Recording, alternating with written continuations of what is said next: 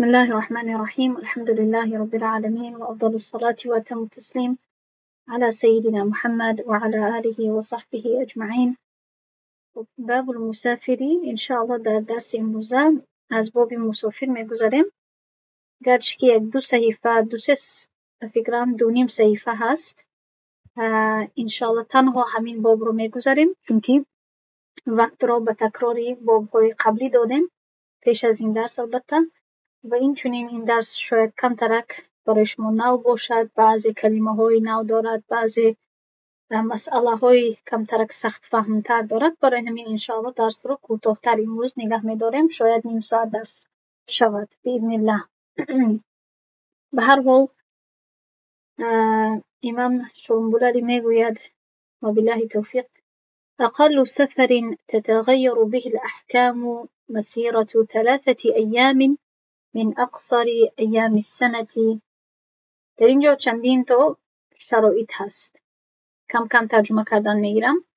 میگوید اقل سفر یعنی سفر شرعی از همه مسافه کمترینش، تتغیر که با واسطه آن احکام یا حکم ها تغییر میکند، یعنی که از همه مسافه کمی که با سفر کردن آن مسافه احکام شرعی تغییر میکند، یا اینکه ما بعض احکام شرعی را پیروی میکنیم به مانند قصر نماز کردن یا ساقط شدن بعضی عبادت ها به مانند روزه گرفتن و غیره، که یعنی این مسافه چند قدر می باشد، از همه حد اقلش چند مسافه می باشد و چند قدر می باشد.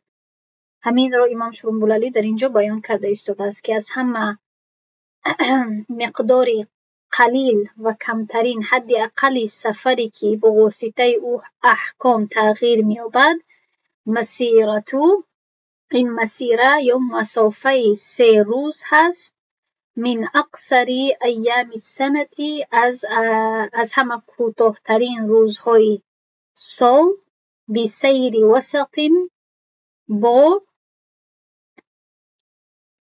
سیر کردن یعنی با راهروی یا با سفر کردن، با حرکت عادی یا با پیاده روی میانه یا عادی میتونیم بگوییم، یعنی که عادتا انسان وقتی که پیاده راه میگردد یا سفر میکند همان سرعت عادیش رو یا میانه اش رو به نظر میگیریم. متوسط هم گفته میشود. با سیر متوسط، با سفر متوسط، با سرعت متوسط یا میانه، مع الاستراحت، با استراحت ها، یعنی با در مابین استراحت کردن. خب تا اینجا چی شد؟ یعنی که ما 3 روز یکم نقطه هست، یکم شرط هست، روزهای کوتاه‌ترین سال را به نظر گرفته می شود. اینچنین سیر یعنی با سرعت میانه، و 4م قید در اینجا این است که با استراحت ها، یعنی که تمام 3 روز اگر کسی سفر کند شرط نیست، اگر اکثر روز هم یا نصف روز هم سفر کند از 3 روز و نصف روز دیگر استراحت کند، این هم همچون مدتی سفر به نظر گرفته می شود. و البته تمام این حساب کتاب رو کردن الکی علما برای ما کردگی هستند، برای همین این رو همچون راهی یافتن یا به نتیجه رسیدن این رو قبول کنید و بفهمید که علما با تمام این شرایط رو به نظر گرفته آنها بعضی مسافه ها رو به حسابی کیلومتر گذراندند و برای آن که آسان شود برای فتوا دادن و اینچنین برای زمان معاصر آنها همان کیلومترها رو بعد به ما ذکر کردگی هستن، همان رقم ها رو. وسط چی معنا دارد؟ یا اینکه سیر میانه چی معنا دارد؟ میگوید سیر الابل و مشی الاقدام فی البر. وسط یعنی سفر میانه یا سفر عادی این به معنای سیر الابل هست، یعنی حرکت کردنی عادی شتر. شتر وقتی که عادی راه میگردد یا حرکت میکند همان رو به نظر میگیریم. و مشی الاقدام یا اینکه پیاده‌گرد در زمین، فی البر در بالای زمین. پیاده‌گرد وقتی که در بالای زمین با سرعت معتدل و متوسط وقتی که راه میگردد، پیاده میرود، این رو به نظر میگیریم. این است معنای وسط. و فی الجبل بما یناسبه، اما اگر کسی سفرش از بالای کوه ها باشد یا از بالای کوه باشد، پس ما همان چیزی که با او مناسب هست او رو به نظر میگیریم، چون که عموما از بالای کوه گذشتن این دشوارتر هست. پس اگر کسی در بالای کوه آهسته تر ره گردد مقابل به بالای زمین ره گشتن، یا اینکه خر، شتر، اسب از بالای کوه وقتی که میگردد اگر آهسته تر حرکت کند مقابل به از بالای زمین راست گذشتن، ما همان رو به برابری یعنی وسط حساب میکنیم، چطوری که انسان بر بالای زمین حرکت میکند، چون که سختی از بالای کوه گذشتن چی از زیادتر هست. و اگر از بالای بحر میگذرد یا در درونی یعنی با بحر اگر سفر میکند، و فی البحر اعتدال الریح، ما چگونه سفر متوسط رو به نظر میگیریم؟ اگر در بحر باشد معتدل بودنی با معتدل بودنی شمال سفر متوسط رو به نظر میگیریم. خب پس این شد تمام شرط هایی که علما به نظر میگیرند برای حساب کردن مسافه‌ای که انسان رو مسافر میکند. اما دیگر تفصیلات هم دارد که در زیر می آید. پس وقتی که یک مسافر از این حد وقتی که میگذرد چی باید کرد؟ فیقصر الفرض الرباعی من نوى السفر، کسی که نیتی سفر کند و از البته دیگر احکامش می آید، اما از همان حدود قریه و شهر خود برآید و با نیتی سفر برآید، چی میکند؟ نماز 4 رکعته رو، نماز فرض 4 رکعته رو قصر میکند، یعنی که 2 رکعت میخواند. ولو کان عاصیا بسفره، این است یک شرط دیگر یا یک قید دیگر، اگرچه با سفرش گناهگار باشد. فهمیدید؟ طبق فقه حنفی ما یک اختلاف داریم با دیگر مذاهب فقهی. اگر انسان حتی سفرش هم سبب گناه باشد، سفرش از برای گناه باشد، من سفر میکنم به این شهر یا به این قریه تا اینکه فلانی رو بکشم یا اینکه فلان مال رو بدزدم، اگر این گونه سبب هم باشد خودی سفرش چی میشود؟ سفر گناه. اما یا اینکه مثلا کسی باشد برای نوشیدن شراب باشد، برای قمار بازی باشد، بعضی ها هم گناه میکنند و هم عبادت های خود را باز هم میخوانند یا باز هم برقرار نگه میدارند. پس اگر کسی گناهگار باشد یا با نیت گناهی سفر کند اما باز هم نمازهای خود را خواند، خب این زید معلوم می شود، اما بعضی ها این گونه هستند. خب و این البته بهتر هست از حالت شخصی که تنها گناه میکند و تنها و هیچ عبادتی نمیکند، چون که با این صلات تنها عن الفحشاء والمنکر. درست؟ نماز یک خاصیت دارد که انشاءالله اگر انسان با اخلاص و با درستی اگر ادا کند آهسته آهسته سبب می شود که از گناهان او را باز می دارد نماز و عبادت. پس انسان برقرار اگر نگه دارد عبادتهایش را باز هم این بهتر است. به هر حال برمیگردیم به مسئله فقهی. حتی اگر کسی با سفرش گناهگار باشد، سفرش را با نیت گناه کردن هم اگر سفر گیرد، به سفر بیرون شود، باز هم نمازش را قصر می کند. این را برای چی در اینجا امام شرنبلالی وضاحت می دهد؟ برای آنکه طبق دیگر مذاهب فقهی اگر کسی خودی سفرش سبب گناه باشد میگویند که نه، قصر برای او بعد جایز نمی شود، چون که قصر یک تحفه هست، گویا میگویند از الله سبحانه و تعالی، یک آسانی هست، یک رخصت هست. پس برای کسی گناهگار، شخص گناهگار داده نمی شود. اما ما قصر کردن این نمازها را همچون رخصت نمی بینیم، بلکه همچون عزیمت می بینیم که این را من شروع می فهماند، بعد برای شما زیادتر می فهمانم.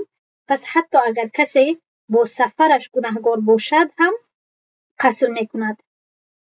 اما در دیگر مذاهب فقهی میگویند اگر کسی با سفرش گناهگار نباشد اما در سفرش گناه کند میتواند قصر کند. فرقیت رو فهمیدید؟ میگویند که اگر کسی بی سفریه عاصیان باشد قصر نمی کند، اما فی سفریه عاصیان باشد قصر می کند. یعنی که سفرش برای گناه کردن نبود، برای همین خیلی سفری عادی بود، برای همین اموری دنیایی، اما در سفرش گناه کند قصر کردن میگیرد. در این اختلافی نیست. اما با سفرش گناهگار شود، این معنای اون رو دارد که همون خود سفر برای مرتکب شدن یک گناه سفر میکند. خب خلاصه همین شد که طبق فقه حنفی حتی انسان گناهگار هم باشد با سفرش قصر میکند. إذا جاوز بيوت مقامه وجاوز أيضا ما اتصل به من فنائه. در اینجا یک شرط دیگر هست.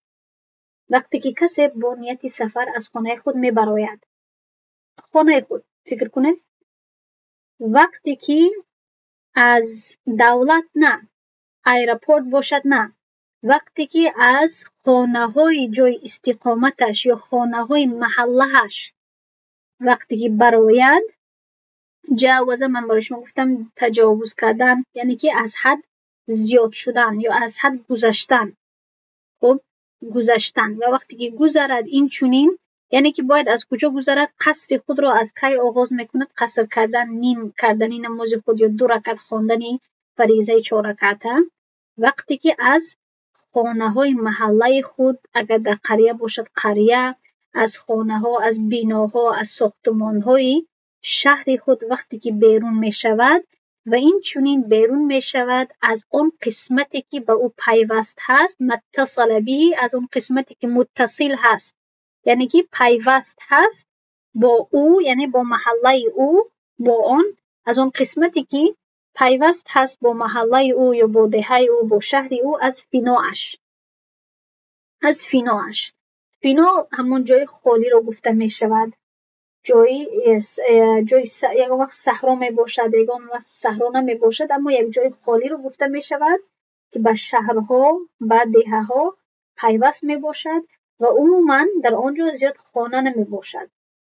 اکثر خانه ها در قسمت میانه شهر و دهه می باشد و وقتی که از همون شهر، از همون دهه یا از همون قریه وقتی که بیرونتر و بیرونتر انسان می رود به قسمت های خالی همون شهر می رسد که عموما همون فینا برای مصالحی، برای یعنی منفیتی همون شهر و همون دهه استفاده می شود. برای چرانیدن مثلا حیوانات، برای کشتکاری یا برای مثلا عسکرها و غیره استفاده می شود که امام شاملانی می فهماند. خب اگر برای این یکم کلمه مخصوصی دیگر باشد بگوید استفاده می کنم، اگر نه این را فنا یا فینا گفته می شود. و این انفصل الفناء بمزرعة او قدر غلوة لا يشترط مجاوزته. میگوید که اما اگر همان جای مکان خالی که در بیرون دهه هست، اگر به یک مزرعه، به یک جای کشتکاری یا به فاصله یک تیرپرانی، قدر غلوه به مسافه یا فاصله یک تیرپرانی، اگر چی باشد؟ اگر در بین آنها جای باشد، یعنی که اگر فینا همان جای خالی به خود شهر یا دهه پیوست نباشد، اما مابین فینای شهر و مابین خود شهر به قدر یک زمین کشتکاری یا به قدر یک مسافه تیرپرانی جای باشد، یعنی که فینا از شهر جدا هست، پیوست نیست، در این حالت گذشتن خود فینا شرط نیست. فهمیدید؟ یعنی که در حالت یکم این گونه تصور کنید که یعنی در کسانی که در تاجیکستان زندگی میکنند و البته همه ما در تاجیکستان بودگی هستیم یا رفتگی هستیم، ما این رو تصور کرده میتوانیم آسان هست، چون که تاجیکستان یک دولتی هست که در اونجا هم شهر هست و حتی شهرها هم، همین شهر دوشنبه هم اگر باشد، اگر درست فهمیده باشم البته جای استقامت مردم دارد، جایی دارد که در آنجا بیناهای کلان، بیناهای بلند زیاد هست، خانه‌های زیاد هست، مغازه و مول‌ها و دیگر چیزها بهت زیاد هست.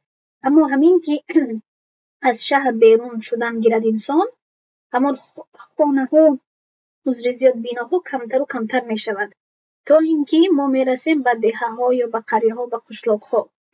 و از یک شهر به دیگر شهر رفتن هم همین صفت را دارد که وقتی که به یک شهر نزدیکتر میشویم خانه‌هایش زیادتر میشود، وقتی که از یک شهر بیرون میشویم دهه‌هایش یا اینکه زمینی کشتکاریش یا زمینی همان تنها با سبزه و با مکان خالی زیادتر میشود.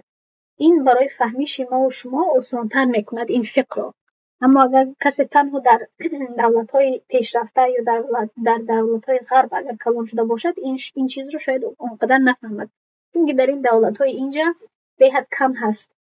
وقتی که ما از یک شهر بیرون میشویم یگان خیل بیناها و خانه‌ها کم نمیشود، همون خیل میماند و به یک شهر دیگر میرسید بازم خانه هست، بازم بنا هست. در مابین آنها مسافه اونقدر نمی باشد، مسافه کشتکاری، مسافه فینا اونقدر نمی باشد در این دولت ها. برای همین این فهمیش رو کمترک سخت میکند و همچنین فهمیدنی که کی انسان مسافر میشود این رو هم برای انسان سخت میکند. اما برای کسانی که در دولت های می باشند که بین شهرها جای می باشد، مسافه می باشد، فینا می باشد، برای آنها این آسان تر می باشد. فهمیدین؟ پس اگر در صحنه یکم در اینجا امام شروملانی میگوید که شهر هست، من برای شما آسان کرده کوتاه کرده میگویم شهر هست و بیرون از شهر فینا هست. در مسئله دوم شهر هست، یک مکانی فاصله هست، بعد فینا هست. میگوید که اگر فینا جای خالی، زمین خالی، همان شهر اگر به همان شهر چسبیدگی باشد، پیوست باشد، باید انسان انتظار شود که از همان فینا گذرد. از شهر که انسان گذشت، خب و فینا که رسید، از فینا که گذرد بعد نماز قصر خود را آغاز میکند. اما اگر در مابین شهر و در مابین فینای همان شهر اگر یک مکانی مزرعه باشد، یعنی کشتکاری، یا اگر به مقدار یک تیر پرانی یک مسافه همین خیلی خالی باشد، فینای همان شهر که برای منفیت همان شهر استفاده می شود نباشد، پس شرط نیست که همان فینا باید گذشته شود. همین که از شهر بیرون شد و فاصله یک تیر پرانی را که گذشت یا همون کشتکاری را، جای مکان کشتکاری را اگر گذشت، کفایه میکند. مهم همین است که باید از شهر هم گذرد، از شهر خودش بیرون شود و تا یک مقدار دیگر هم از مقداری که در گرد شهر هست، در گرد شهرش هست، از همون مکان هم برآید. اگر شما در یک دولتی باشید که این گونه فینا نداشته باشد، همین که به یک شهر دیگر رسیدید، پس چی حساب میکنید که شما از شهر خود بیرون شده، علاقه قصر کردن آغاز می شود. فهمیده؟ همین که از یک شهر به دیگر شهر رسیدید کفایه میکند. برای قصر کردن میتوانید نماز خود را با قصر آغاز کنید. در اینجا میفهماند والفیناء المکان المعد لمصالح البلد كركض الدواب و دفن الموتى. میگوید فینا چیست؟ من علاقه با شما فهموندم، اما فینا میگوید اون جایی هست که مردم برای منفیت های جمعیتی استفاده میکنند، مثلا برای دواندن حیوان ها، چراندن حیوان ها، دفن الموتى یا برای دفن مرده ها. عموما در دولت های عرب و حتی در دولت های ما هم همین گونه می باشد که مقبره های کلانترین بیرون از شهر مانده می شوند. مخصوصا در زمان قدیم مقبره های کلان، مقبره های از همه اساسی همان شهر بیرون از شهر یا در فینای شهر مانده می شدند. در مابین خانه ها، در مابین مردم مقبره ها و قبرستان ها مانده نمی شد، بیرون از شهر مانده می شد. برای همین عموما در آن زمانی کمتر قدیمتر وقتی که مردم به مقبره ها که می رسیدن الکی می فهمیدن که ما به فینای شهر رسیدیم و می توانیم که از همین مکان قصر نماز خود را آغاز کنیم، البته تا آن جایی که باید با آنجا سفر کنند و تا اون روزی که مسافر هستند. خب اکنون میگذاریم، دوام میدهیم. دیگر شرایط هم هست، البته می آید روزها و غیره.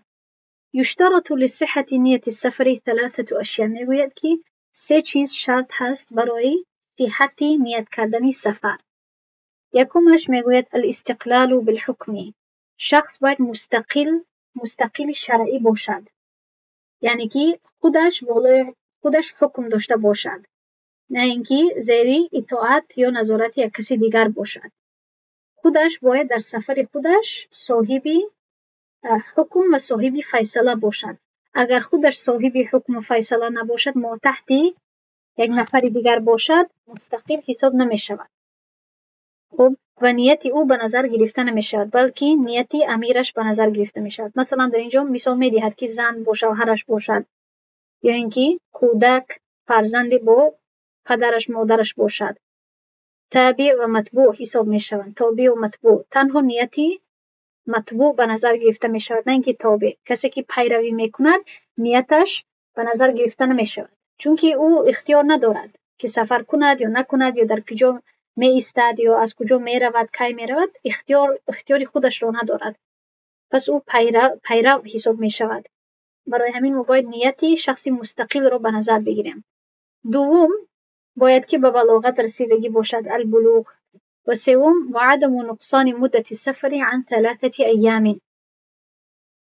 مدت سفر باید از 3 روز کم نباشد، یعنی که این نه که انسان باید نیت کند که حداقل به 3 روز سفر میکند، نه، بلکه همون مسافه سفر باید کمتر از سفر کردن 3 روز نباشد.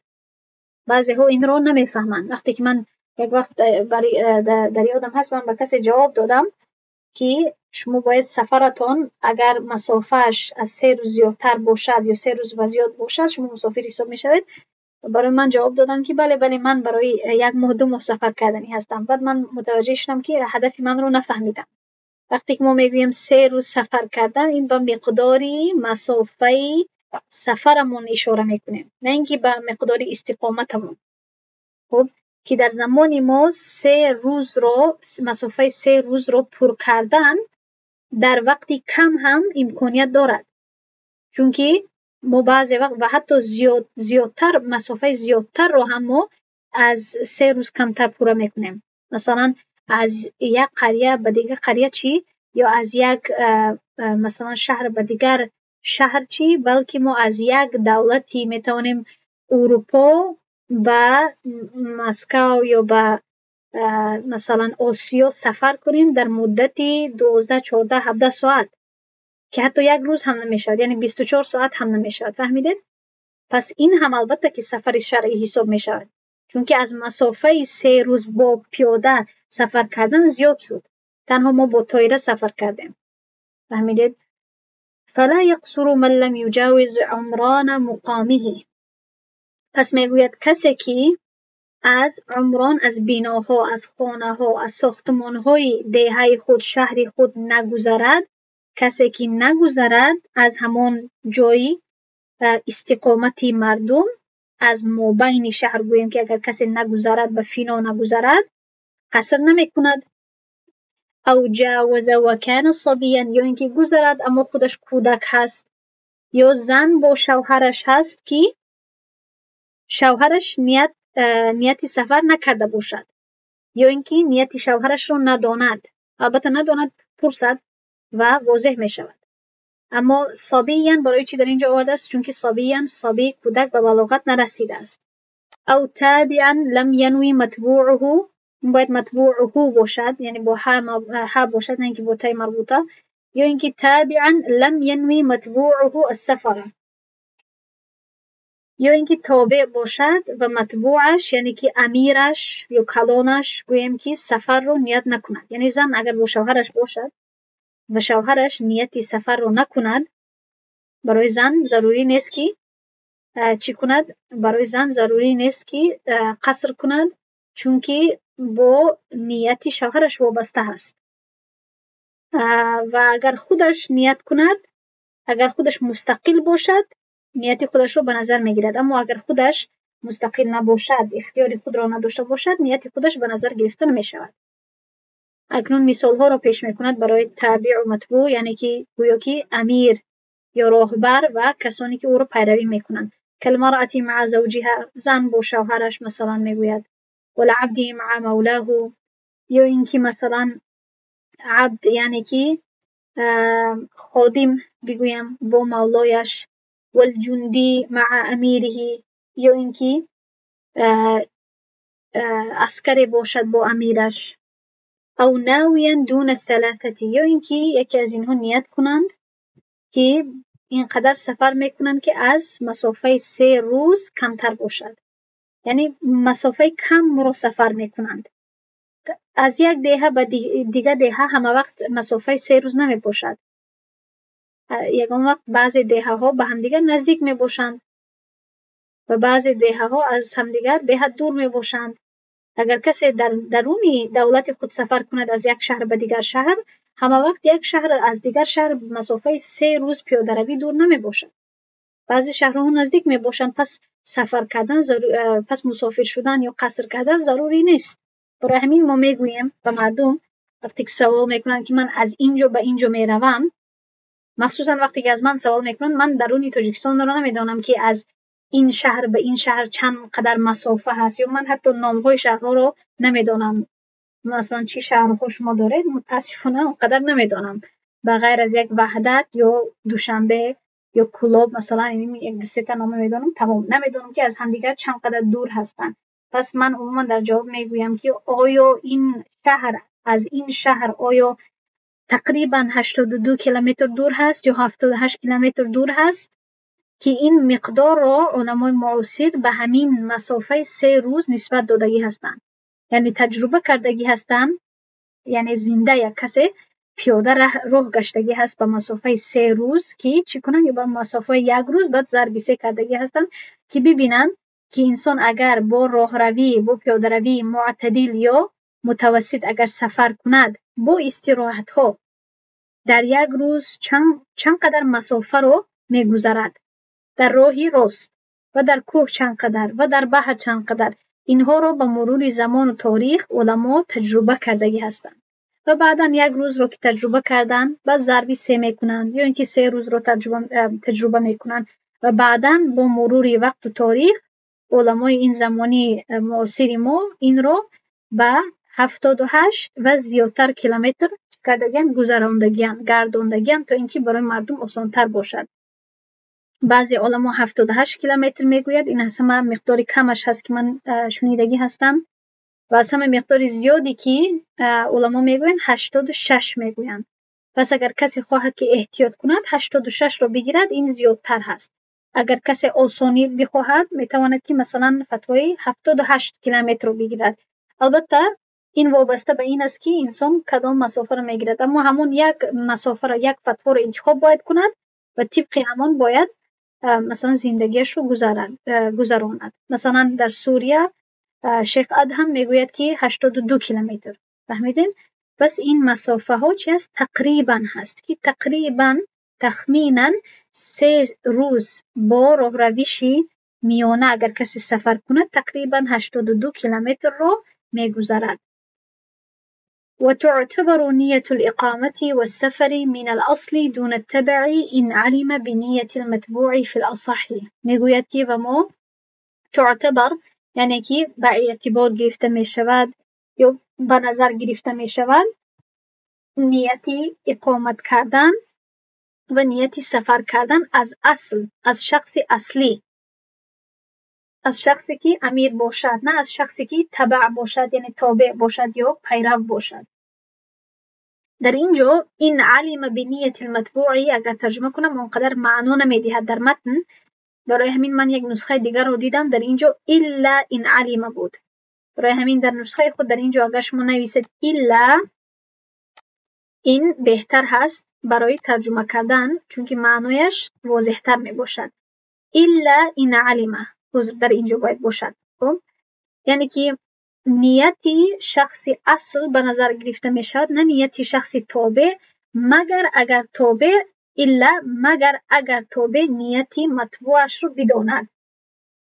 فهمیدید؟ پس در اینجا الا نویسید الا ان علم بنیت المتبوع فی الاصح، مگر اگر شخص تابع نیتی امیر خود را بداند طبق قول صحیح. یعنی اگر شخص تابع نیتی مثلا زن باشد نیتی شوهرش را داند، یا اینکه عسکری باشد نیتی امیرش را داند، یا اینکه خادم و غلام باشد و نیتی مولاش را اگر داند، پس در این حالت چون که نیتی مطبوع را میدانند این تابع ها، نیت تابع ها هم به نظر گرفته می شود.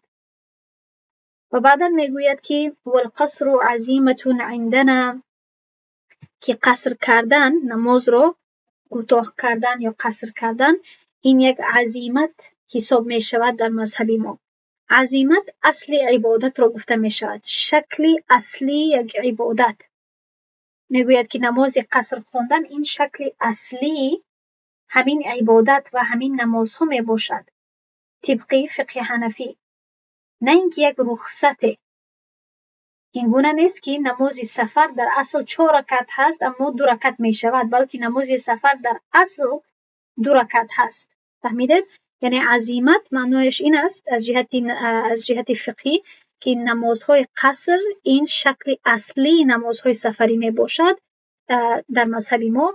فاذا اتم الرباعیه وقعد القعود الاول، پس وقتی که این جمله رو که میگوید در اینجا یک سوال خلق می شود که پس اگر کسی نماز را 4 رکعت خواند چی؟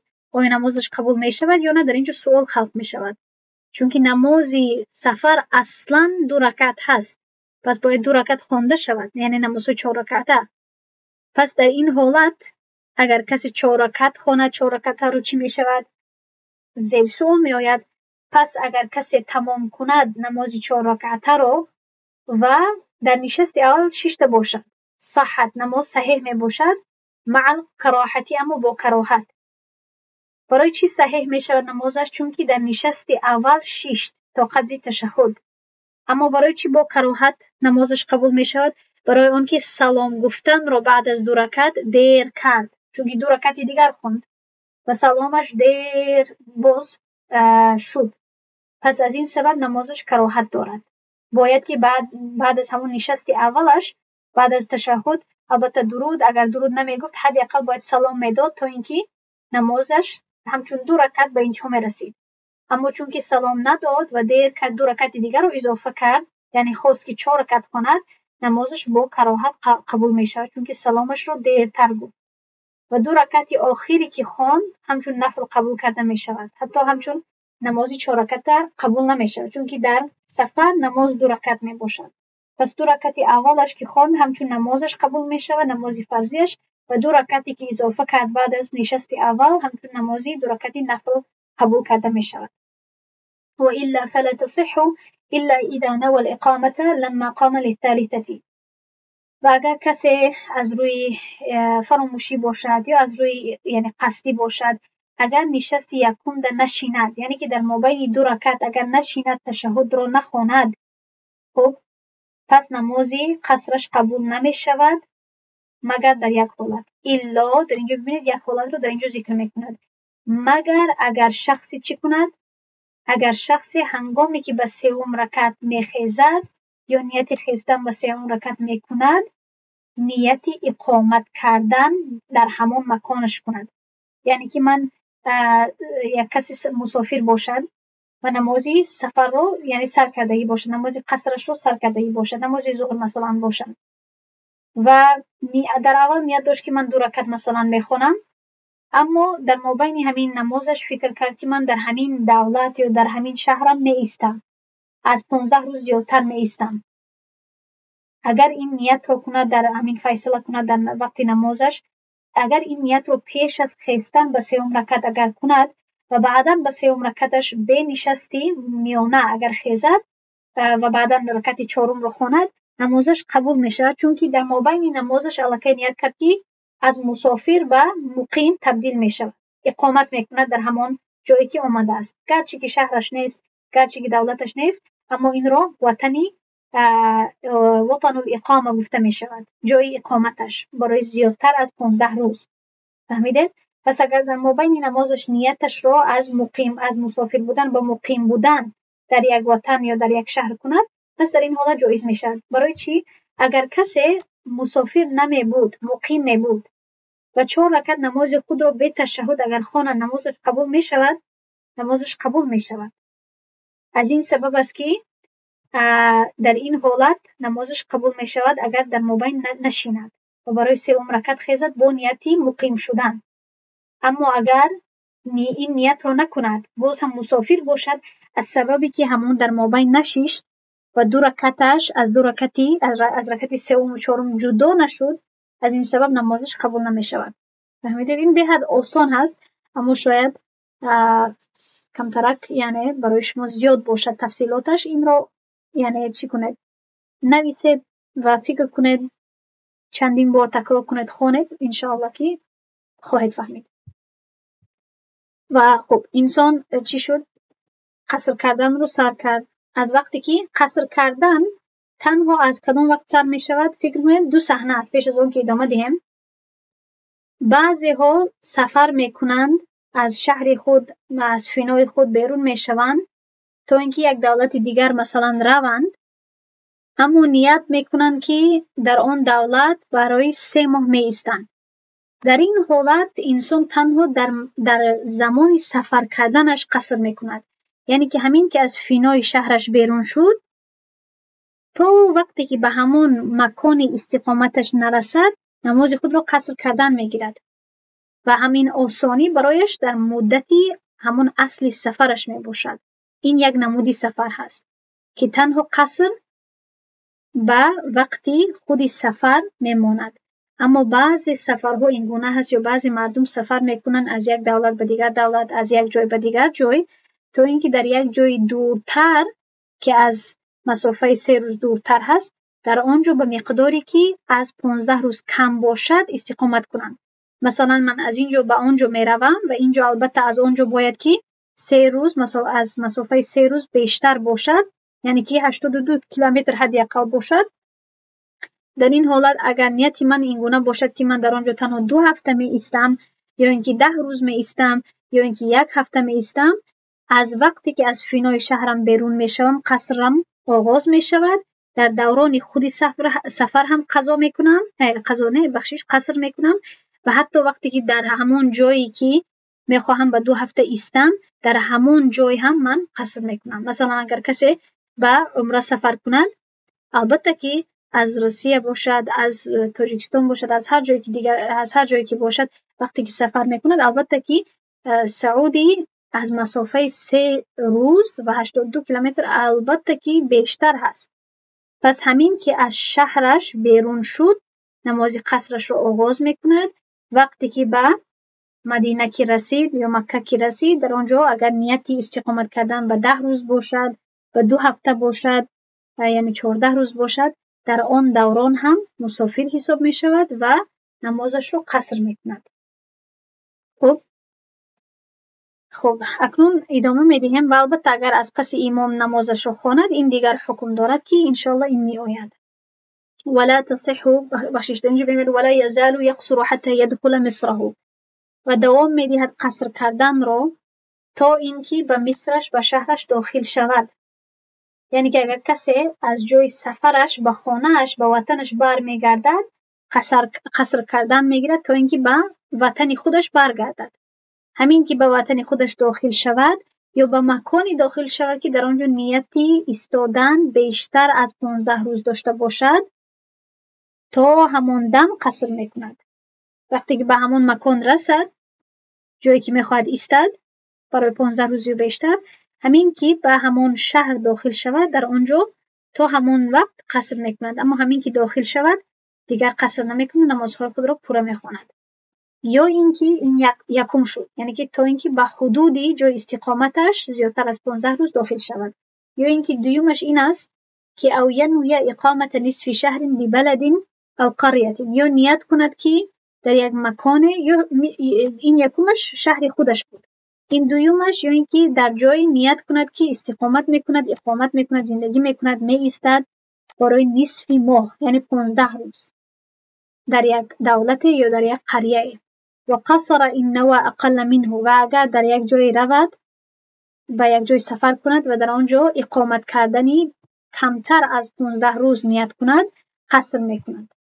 او لم ینوی و بقی سنین یا اینکه این گونه نیت نکند که من کمتر از 15 روز می ایستم بلکه نیتش این باشد که من نمیدانم یک چند روز می ایستم یا اینکه من نمیدانم یا اینکه فردا میتوانم سفر کنم یا اینکه بعد از 2 هفته میتوانم سفر کنم نداند.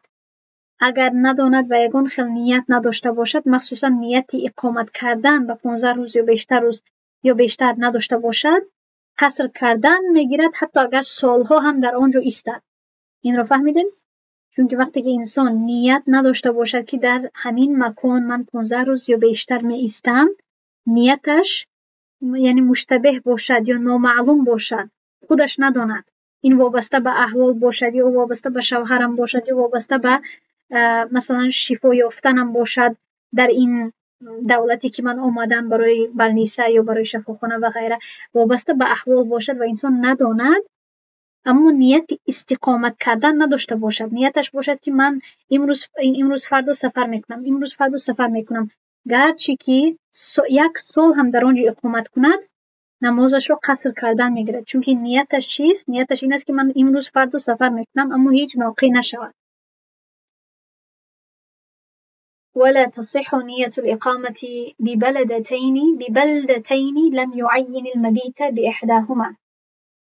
اکنون در این دو جمله در اینجا بعض نیت‌های نادرست رو بیان میکند. میگوید که صحیح نیست نیت کردن اقامت کردن در دو دولت در یک وقت که یکی از آنها رو همچون جای مبیت خود معین نکرده باشد. جای مبیت یعنی جای خوابگاه خود مقرر نکرده باشد. باید یکی از این دو شهر یا دو دولت باید نیتی چی داشته باشد؟ نیتی جای شبگذاریش باید باشد. اگر نیت کند که من در این دو دولت می ایستم اما یکم دو دولتش جای شبگذاریش نشود پس در هر دوی دولت مسافر حساب می شود. مثلا اگر کسی برای عمره رود به حرمین رود و نیت کند که من در مکه و مدینه 20 روز می ایستم یا 1 ماه می ایستم اما مقرر نکند که مثلا در این جایش من 1 هفته می ایستم یا در این جایش من مثلا 10 روز می ایستم معین نکند که در کجا می ایستد در کجا خواب می کند پس در هر دوی این شهرها چی حساب می شود؟ مسافر حساب می شود گرچه که کلاً 20 روز نیت کرد. اما اگر این گونه نیت کند که من مدینه می روم و در مدینه 20 روز می خوابم و بعضی روزهای این 20 روز من به مکه می روم پس در آن وقت در مدینه مسافر نمی باشد. در مدینه چون که معین کرد جای خوابگاهش رو در آنجا مقیم حساب می شود. و در اینجا می گوید و این چون لا فی مفازة لغیر اهل الاخبیت صحرا رو مفازه صحرا یا بیابان را همچون شهر خود یا جای استقامت خود مقرر کردن این درست نیست مگر به کسانی که اهل اخبیه باشند یعنی اهل خیمه باشند مگر به کسانی که در خیمه ها زندگی میکنند. ولا لعسکرنا بدار الحرب و این چنین برای عسکری ما یعنی برای عسکری مسلمان درست نیست که دارالحرب را یعنی که یک کشور دشمن را یا یک کشور جنگ را همچون مقام استقامتش مقرر کند و این چون عسکر نمیتواند که یک مکان دولت خودمان را یعنی دولت مسلمان را همچون جای استقامتش نیت کند اگر در محاصرت دشمنان باشد یعنی که یک جایی که در درون دولت در حالت جنگ در حالت جنگی درونی یا داخلی اگر یک مکان در محاصرت یعنی که در تحت اهل بغاوت باشد پس آن مکان هم همچون دولت استقامت یا جای اقامت مقرر کردن صحیح نمی شود. خب اکنون در این قسمتش درست شد این در مورد این است که مسافر وقتی که مسافر و مقیم اگر امام یکدیگر شوند چی می شود؟ خب چون که این درس آخرانمون هست پیش از وقفه عید، میدانم درس کمی دراز شد، من فکر کردم که 20 دقیقه می شود، اما با فکرم از سببی که مسائل کم ترک سخت فهم هست زیاد فهماندم، اما برای اون که آخران درس هست من همین باب رو به تکمیل میرسانم. کسانی که عجله دارند یا مونده شدگی هستند شما میتوانید روید، 10 دقیقه دیگر مونده است انشاءالله به 1 ساعت رسیدن، پس من این رو تمام میکنم. اگر مسافر از پس مقیم اقتدا کند، خب ببینید در اینجا 2 صحنه هست که امام ذکر میکند. اولا میگوید که اگر مقیم یعنی شخصی که در وطنش است، همه ما اگر حاضر در وطنهای خود باشیم، در خانه های خود باشیم، مقیم حساب میشویم، اقامت کننده، فهمیدید؟ با مقابل این مسافر می باشد. اگر یک مسافر از پس مقیم نماز خود را بخواند، این را می توانید شما کشید، خب یا به زبان آسان نویسید تا اینکه در فکرتان رسد. تنها با ترجمه کردن و با نوشتن و خواندن بعضی مسئله ها در فکر انسان نمی درآید. بعضی وقت باید انسان همین خیلی در جایش بشیند و فکر کند، یا مثلا همین مسئله رو کشد و از چندین نگاه نظر کند تا اینکه در فکرش داخل شود، فهمیدید؟ و این مسئله هم سخت فهم هست، برای همین شما باید یک وقت رو جدا کنید و درباره این مسئله خوب فکر کنید که خب این شخص مقیم هست، این شخص مسافر است، اینش امام هست، اینش مقتدی هست. در اینجا 3 چیز هست. یکم چیز این است که کی مسافر هست، کی مقیم. دوم این است که کی امام هست و کی مقتدی. و سوم این است که آیا نماز در وقتش خوانده می شود یا اینکه نماز از وقت بیرون، یعنی که آیا نماز ادا هست یا قضا هست. فهمیدین؟ این 3 چیز رو می توانید در دفتر خود نویسید و وابسته به این 3 صفت ها صحنه دیگر می شود. یکم صحنه این است که اگر مسافر از پس مقیم نمازش را در درون وقت بخواند، یعنی هر دوی آنها نمازی وقتینه رو خوانده ایستادند، البته نمازی فرضی وقتینه رو، یگام تاش قضا کرده نایستاده است. تنها فرق بین آنها این است که مسافر از پس مقیم نماز میخواند، یعنی که مقیم نمازی 4 رکعته رو باید خواند، مسافر 2 رکعته. چی میشود؟ صح و اتمها 4. در این حالت مسافر از پس مقیم میتواند نماز خود را خواند و میتواند همچون 4 رکعت نماز خود را تمام کند.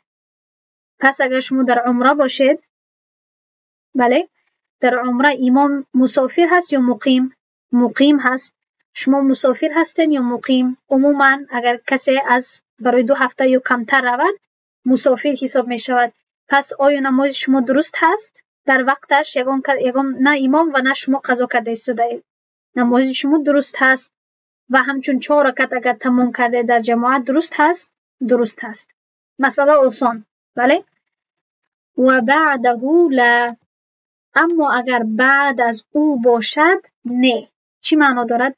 یعنی که اما اگر بعد از وقت باشد، در اینجا نویسید در متن در کتاب خود و بعده ای بعد الوقتی، یا به تاجیکی می نویسید بعد از وقت. اگر بعد از وقت مسافر از پس مقیم نمازش رو خواند، یعنی که چی معنا؟ یعنی که اگر هر دوی آنها در حالتی قضا کردن باشند، قضا کردنی نمازی فرضی درست هست با جماعت، اگر در جماعت قضا کردن خواهند، مسافر نمیتواند از پس مقیم خواند، برای آنکه نماز مسافر همچون 2 رکعت قضا شد، اما نماز مقیم همچون 4 رکعت چی شد؟ قضا شد. پس در این حالت مسافر نمیتواند که نماز قضای خود را که 2 رکعت بر ذمه‌اش هست همچون 4 رکعت بخواند. و بعکسه صح فیهما، اما برعکسش.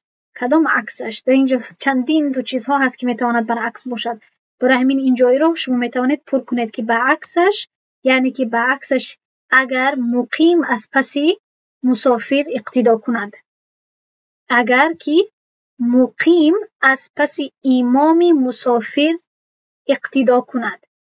مقیم کسی که در وطنش باشد، بر ذمه‌اش 4 رکعت باشد، مقتدی باشد، از پس امامی که مسافر هست بر ذمه‌اش 2 رکعت هست. اگر اقتدا کند صح فیهما، در هر دوی حالتها هیما می رود به وقت، هم در درون وقت هم بیرون از وقت صحیح هست نمازی مقیم از پس مسافر. نماز مقیم از پس مسافر. در اینجا سوال چی می شود؟ که چی طور؟ آیا مقیم 2 رکعت می خواند؟ نه. مقیم همان 4 رکعت خود را می خواند. تنها مسافر امام در مابین آنها را ترک می کند. مسافر امام بعد از نشست اول آنها را مقتدیان خود را ترک می کند. و ندب للامام ان یقول، برای همین این مسئله را می آورد. می گوید که مندوب هست که امام بگوید اتموا صلاتکم فانی مسافر، نمازهای خود را به تکمیل رسانید یا تمام کنید، یعنی همچون 4 رکعت، چون که من هر آینه فانی، هر آینه من مسافرم، به شکل من مسافرم. فهمیدین؟ و ینبغی، یعنی که هنگامی که در مابین نماز خود را که به تکمیل رساند این کلمه را یا این سخن را گفتن، یعنی شرط نیست که به عربی بگوید، میتواند به فارسی گوید، به تاجیکی گوید، روسی گوید، انگلیسی گوید، هر چیزی که مقتدیان بفهمند، چون که امام نمازش را تمام کرد. اما و ینبغی ان یقول ذلك قبل شروعه فی الصلاة، اما این ضروری هست که این خبر رو، این گویم که تنبیه رو پیش از شروع کردن در نماز بدهد. وقتی که چند هفته پیش وقتی که من به یک شهر دیگر رفتم، چون که شیخ سعید الکملی المالکی اگر با یادتان هست، من به شما پیام روان کرده بودم، آمده بود. وقتی نماز شد و من از طریق اکران می دیدم شیخ سعید الکملی رو. شیخ سعید الکملی پیش از نماز خواندن، چون که امام شدنی بود، امامش کرده بودن، امام بود، چون که مسافر بود در این دولت، به مقتدیان پیش از نمازش چی گفت؟ گفت که من مسافر هستم، پس شما نمازهای خود را بعد از 2 رکعت یعنی تمام کنید، چی طوری که شما میدانید گفت، و بعدا نماز خود را آغاز کرد. و این مسئله به یادم رسید. سبحان الله. خب این گونه باید گفته شود. ولا يقرأ المقيم فيما يتمه بعد فراغ امامه المسافر في الاصح. و مقیم چون که مقیمی که از پس مسافر میخواند در رکعت 3 و 4 قرائت نمی کند. ولا یقرأ، قرائت نمی کند چیزی در آن قسمتی که تمام می کند بعد از فراغ شدن امامی مسافرش، طبق قول صحیح. رکعت 3 و 4 ده قرائت نمی کند، چون که امامش الکی برایش قرائت کردگی هست. و گرچه که امام تمام شد، یعنی تمام کرد، اما باز هم قرائت امام و نماز امام برایش کفایه میکند. تنها باید رکعت‌های باقی مانده‌اش رو، یعنی ارکانش رو باید ادا کند با تسبیحات و غیره. و فائتة السفر والحضر تقضى 2 و 4. فائتة فوت شده، رکعت‌های فوت شده‌ای که در سفر و در حضر یعنی در وقتی که انسان مقیم باشد در وطنش. نمازی که در سفر اگر فوت شده باشد یا قضا شده باشد، باید که همچون 2 رکعت چی کرده شود؟ قضا کرده شود. حتی اگر انسان به وطنش برگردد. فهمیدین؟ و نمازی که در حضر در وقت مقیم بودن اگر فوت شده باشد، یعنی قضا شده باشد، باید همچون 4 رکعت قضا کرده شود. یعنی ما حالت نماز رو در وقتی قضا شدنش به نظر میگیریم، نه اینکه حالتی که در آن هستیم در وقتی که میخواهیم قضا رو بخوانیم. فهمیدین؟ پس اگر من مثلا پیش از برآمدنم به سفر اگر یک نمازم قضا شود و بعدا مسافر شوم و خواهم که همان نمازم را در وقتی سفرم قضا کنم، چون که نماز در حالتی مقیم بودن فوت شد یا قضا شد، باید 4 رکعت در سفرم قضا کنم. و حتی اگر در سفر اگر یگان نمازم قضا شود و من به خانه برگردم، چون که نماز خودش در حالت سفر قضا شد، من باید که نماز رو همچون 2 رکعت قضا کنم. فهمیدید؟ پس حالت نماز در وقتی فوت شدنش به نظر میگیریم. والمعتبر فیه آخر الوقت، و آن وقتی که معتبر هست به نظر گرفته میشود این آخری وقتی نماز هست. یعنی که اگر در اولی وقتی نماز کسی اگر مسافر نشده باشد و نمازش رو نخواند و همین خیل سفر کند. بعد از 2 ساعت همون نماز وقتش به پایان رسد و وقتش گذرد و این انسان نمازش را نخواند، چون که در آخر نماز مسافر شد، آن را به نظر میگیریم، نه اینکه اول نماز را. اگر مثلا کسی نماز پیشینش قضا شود، در اول پیشین مسافر نبود اما در مابین وقت پیشین مسافر شد، در آخر پیشین نمازش را باز هم نخواند قضا شد، ما آخری وقت را به نظر میگیریم برای اینکه ما فیصله کنیم که آیا این نماز در حالت سفر یا اینکه در حالت حضر قضا شد. اکنون این قسمت آخرم درباره وطن ها هست، یعنی وطن اصلی، وطن استقامت و غیره، که این البته رابطه دارد به این فصل. آسان است انشاءالله. میگوید و یبطل الوطن الاصلی بمثله فقط. در اینجا اولا وطن اصلی هست، وطن اقامت هست و وطن سکنه هست. شما میتوانید که این 3 اصطلاحات را اولا در دفتر خود ترجمه کنید. وطن السکنه و خودش هم اینها را تعریف میکند. خب در اینجا میفهماند که وطن اصلی چیست. خب و یبطل الوطن الاصلی، وطن اصلی انسان چی می شود؟ بیکار می شود یا باطل می شود با یک وطن اصلی مانند آن. خب وطن اصلی را میتوانید همچون وطن زادگاه ترجمه کنید و وطن اقامت همچون وطن اقامت و وطن سکنه وطنی که در آن موقتا اقامت میکند. و یبطل وطن الاقامت بمثله، و این چنین وطن اقامت نیز با یک وطن اقامت مانند آن باطل می شود و این چنین با سفر کردن و با برگشت به وطن اصلی. خب اگر این رو نفهمیدید به این برمیگردیم، به حکم برمیگردیم، اول به تعریف ها میرویم. والوطن الاصلی، وطن اصلی چی رو گفته می شود؟ هو الذی ولد فیه او تزوج. وطن اصلی آن وطن هست که شخص در آن تولد شده باشد او تزوج یا اینکه در آنجا اویله‌دار شده باشد. خب اویله‌دار شده باشد. او لم يتزوج و قصد التعیش للارتحال عنه، یا اینکه در آنجا ازدواج کردگی نباشد، اویله‌دار نشده باشد ولی قصد زندگی دائمی داشته باشد و نه ترک آن. الارتحال نه سفر کردن از آن، رحلت کردن از آن.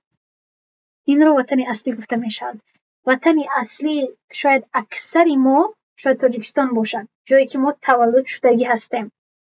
خب جایی که ما شاید کلان شدگی هستیم، اما اکثری ما شاید از وطن اصلی به دیگر دولت ها شاید سفر کردگی هستیم و ما حالا در وطن اقامت قرار داریم، جایی که در آنجا زندگی میکنیم و یک وطنی نو شده است برای ما. خب وطن الاقامة چیست؟ موضع نوى الإقامة فيه نصف شهر فما فوقه. وطن اقامت آن جایی هست که شخص هست میکند در آنجا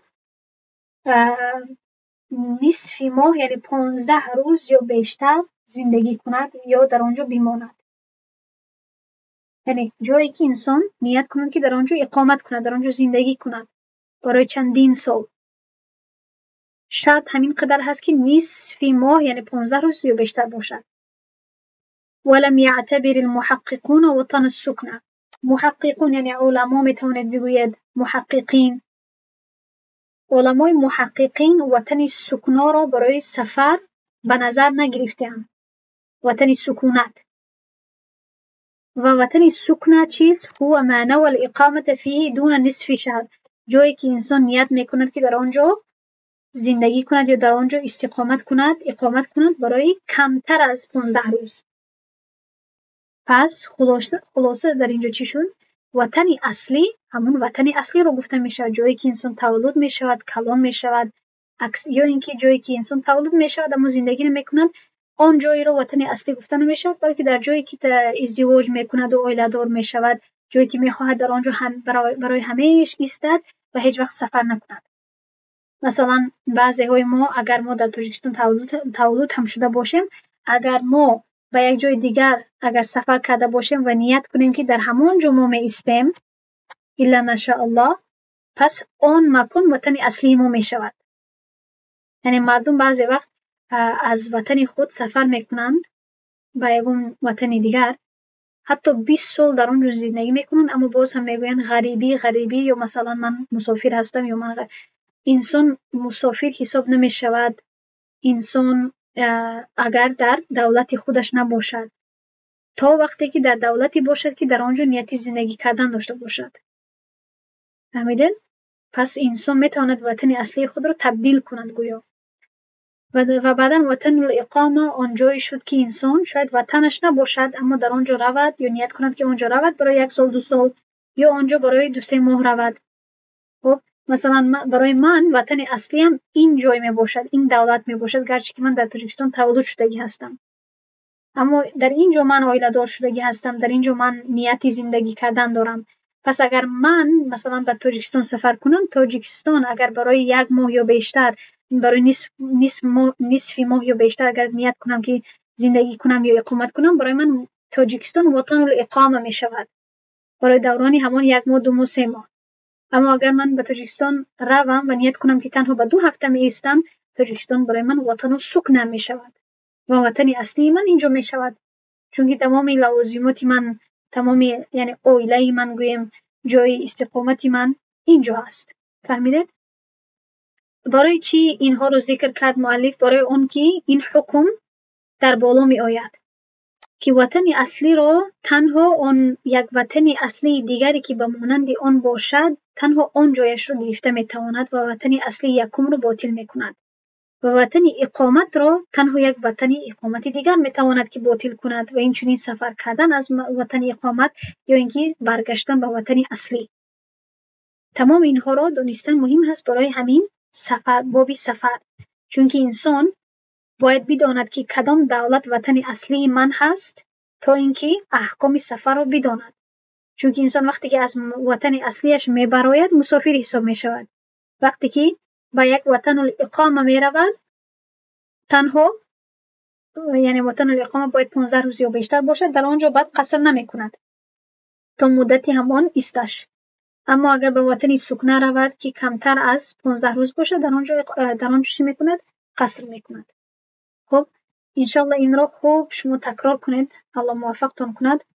وقتی زیاد دارید چون که ما وقفه میکنیم انشاءالله تا آخری روزهای عید برای شما انشاءالله عیدی پر از برکت و رحمت و خرسندی میخواهم. در امان الله سبحانه و تعالی باشد و بعد از آن انشاءالله از باب صلاة المریض ادامه میدهیم. سبحان الله و بحمده، سبحانك اللهم و بحمدك، أشهد أن لا إله إلا أنت، نستغفرك ونتوب إليك. السلام عليكم ورحمة الله وبركاته.